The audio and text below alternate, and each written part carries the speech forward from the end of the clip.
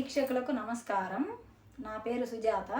మీరు చూస్తున్నారు అష్టాదశ పురాణాలు ఛానల్. మనం పవిత్ర గ్రంథం భగవద్గీతను ప్రారంభిస్తున్నాం. భగవద్గీతను ప్రారంభించే ముందు ఎందుకు చదవాలి, ఎందుకు వినాలి, ఏం తెలుసుకోవాలి అని ఈ వీడియోలో చూద్దాం.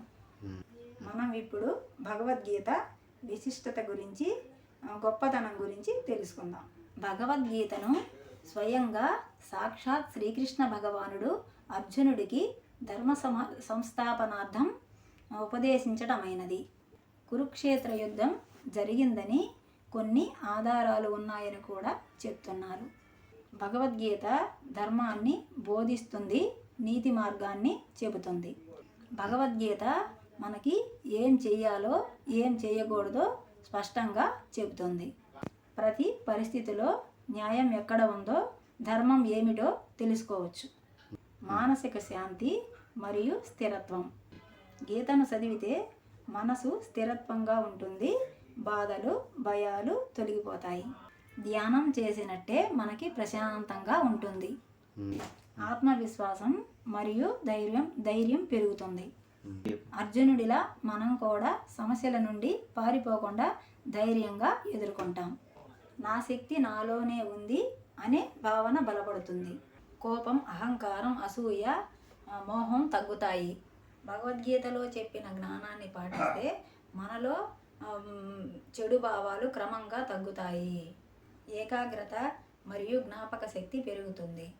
శ్లోకాలు పఠించటమే ఒక మానసిక సాధన. భగవద్గీత చదివితే మనసు అలర్ట్గా, తెలివిగా మారుతుంది. జీవితం యొక్క ఉద్దేశం తెలుస్తుంది. మనకు మన జీవితం ఎందుకు, ఏం చేయాలి అనే ప్రశ్నలకు గీతలో సమాధానాలు దొరుకుతాయి. స్వధర్మం ప్రతి మనిషికి ఎందుకు, ఏం చేయాలనేది తెలుస్తుంది. భక్తి మార్గంలో పురోగతి తెలుస్తుంది. భగవద్గీత చదవటం ద్వారా భగవంతుడిపై భక్తి పెరుగుతుంది. భగవంతుడిని తోడుగా భావించడం ద్వారా భయం పోగొడుతుంది. జీవితంలో అహింస, క్షమ, సత్యం అనే విలువలు పెరుగుతాయి. నైతికత లోపిస్తున్న ఈ రోజుల్లో గీత మనకి నిజమైన విలువలు నేర్పిస్తుంది. గీత అనేది నమ్మకం కాదు, ఇది అనుభవించవలసిన విషయం.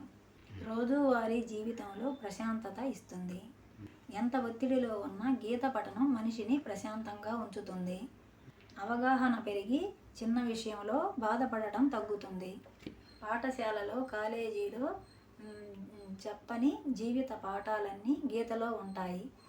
ఇది మనకి జీవిత నౌకలాగా మారుతుంది, తుఫానులో దారి చూపుతుంది. కార్యక్రమం ముగించే ముందు ఒక చిన్న మాట.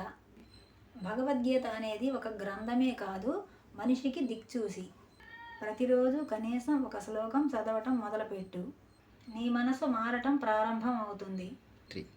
చదవటం, ఆచరించటం, అనుభవించటం, ఈ 3 పనులు చేస్తే నీ జీవితాన్ని మారుచేస్తుంది భగవద్గీత.